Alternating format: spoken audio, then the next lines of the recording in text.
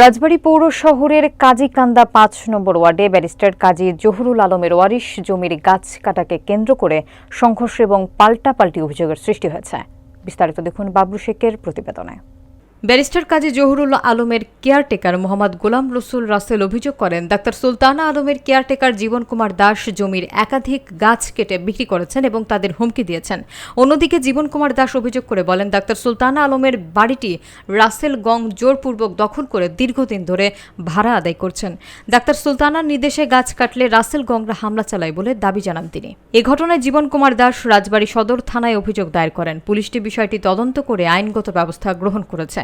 উভয় পক্ষই মালিকানা এবং দখল নিয়ে ভিন্ন দাবি করায় বিষয়টি আরও জটিল হয়ে পড়েছে। এলাকাবাসী দ্রুত সুষ্ঠু তদন্ত এবং সমাধানের দাবি জানিয়েছেন।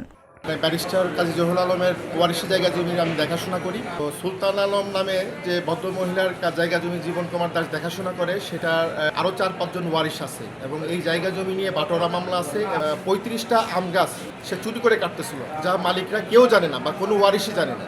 জীবন কুমার দাস বিভিন্ন সময় বিভিন্ন সন্ত্রাসীর বা বিভিন্ন খারাপ লোকের আশ্রয়পত্র নিয়ে আমাকে বিভিন্ন সময় অ্যাটাক করার চেষ্টা করছে।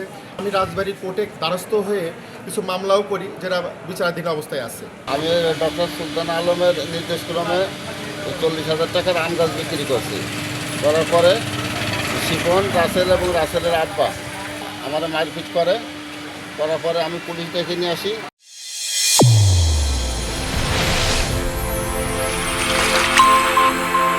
চ্যানেল A1 হৃদয়ের স্পন্দন।